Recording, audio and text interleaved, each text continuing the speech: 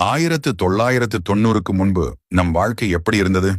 காலை எழுந்ததும் பசும்பால் வாங்க அப்பா வரிசையில் நின்றிருந்தார். வாங்கி வந்த தண்ணீர் கலக்காத பாலில் அம்மா டீ போட்டு கொண்டு வந்தார். குடும்பத்துடன் அமர்ந்து டீ குடிப்பதை கூட அவரவர் முகத்தை பார்த்து ரசித்து குடித்தோம். ஆர்ப்பாட்டமே இல்லாமல் நாம் அனைவரும் தொலைவில் உள்ள பள்ளிகளுக்கு கூட நடந்தே சென்றோம்.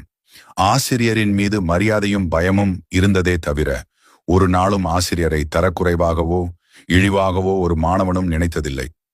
பள்ளி முடித்து வீட்டுக்கு வந்ததுமே பையை தூக்கி போட்டுவிட்டு தெருவில் கும்பலாக விளையாடினோம்.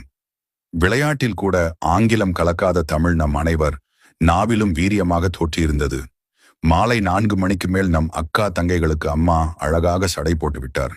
உதிரியாக வாங்கிய பூக்களை மல்லி மற்றும் பிச்சிப்பூ வாழை நாரால் சிறு சிறுக கட்டி அதை அக்கா தங்கைக்கு அம்மாவே தன் கையால் குத்தி அழகு பார்த்தார். மாலையில் நம் தாத்தாவும் அப்பாவும் ஒன்றாக அமர்ந்து தூர்தர்ஷனில் செய்திகள் பார்த்தார்கள். வெள்ளிக்கிழமையன்று குறைந்தபட்சம் 10 பேராவது ஒன்றாக அமர்ந்து இரவு ஒளியும் பார்த்தோம். அம்மாக்களுக்கு அன்று சீரியல் என்றாலே என்னவென்று பொருள் தெரியாமல் வீட்டு வாசலில் அமர்ந்து நம் விளையாடுவதை வேடிக்கை பார்த்தனர். ஊற வைத்த அரிசியை ஆட்டுக்கல்லில் போட்டு அம்மா இட்லிக்கு மாவை அரைத்தார். அதிகபட்ச அப்பாக்களுக்கு சிகரெட் மற்றும் குடிப்பழக்கம் இல்லாமல் இருந்தது. ஞாயிற்றுக்கிழமை மதியம் தூர்தர்ஷன் மாநில மொழி திரைப்படத்துல தமிழ் படம் வராதா என இயங்கியிருக்கிறோம். ஞாயிறு மாலை டிவியில் திரைப்படம் பார்ப்பதால் தெருவில் காக்கைகள் கூட பார்க்க முடியாத சூழ்நிலை இருந்தது. ஞாயிறு பார்த்த படத்தை பற்றிய விவாதம் திங்களன்று பள்ளி நண்பர்களிடத்தில் தொடர்ந்து கொண்டே இருந்தது. உறவினர்கள் வீட்டிற்கு வந்தால் அவர்களுக்காக வாங்கிய குளிர்பானத்தில் நமக்கும் கொஞ்சம் தருவார்கள் என காத்து கொண்டிருந்தோம். தீபாவளி, ரம்ஜான் என பண்டிகை காலங்களில் புது துணி எடுக்க குடும்பத்தின் ஒன்றாக சேர்ந்து போனோம். அம்மா அப்பா வாங்கி கொடுத்த துணியை மட்டுமே அணிந்து அழகு பார்த்தோம். ஒரு தெருவிற்கு 2 பேர் காதலிப்பதே அபூர்வமாக இருந்தது. அன்றைய காதலர்கள் காதலில் தோற்றால் தற்கொலை செய்து கொண்டனர். பண்டிகை காலம் வந்தால் வாழ்த்து அட்டை, கிரிட்டிங் கார்டு வாங்க கடைகளில் அலைமோதினோம்.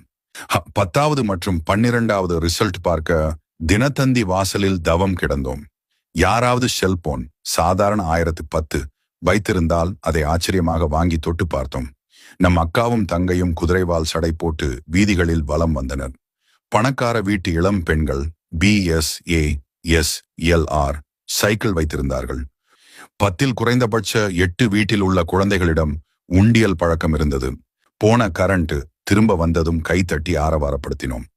வருடத்திற்கு ஒரு முறை குடும்பத்துடன் சினிமாவுக்கு போவதே பெரிய விஷயமாக இருந்தது. வீட்டில் யாருக்காவது திருமணம் நடந்தால் கிடைக்காத ஏதோ ஒரு அபூர்வ பொருள் கிடைத்தது போல் மிகுந்த மகிழ்ச்சியுடன் காணப்பட்டோம். ஊருக்கே ஒருவரோ இருவரோ தான் வெளிநாட்டில் வேலை பார்ப்பவராக இருந்தார். 10ல் 8 கன்னி பெண்களின் தார்மீக ஆடை தாவணியாக இருந்தது. 10ல் 8 ஆண்களிடத்தில் வேஷ்டி கட்டும் பழக்கம் இருந்தது. பள்ளி விடுமுறை காலத்தை வெளியூரில் உள்ள தாத்தா, மாமா, சித்தப்பா, பெரியப்பா வீட்டிற்கு சென்று விழா போல கொண்டாடினோம். கிணற்றில் குளிக்கும் பழக்கம் இருந்தது. பலருக்கு நீச்சல் தெரிந்திருந்தது. அடிக்கடி காய்ச்சல், தலைவலி வந்தது கிடையாது. பல சரக்கு கடைகளுக்கு போகும்போது மஞ்சள் பைகளையே உபயோகித்தோம். தரையில்தான் அதிகபட்சம் உறங்கினோம். பாயை தவிர வேறொன்றை கண்டதில்லை.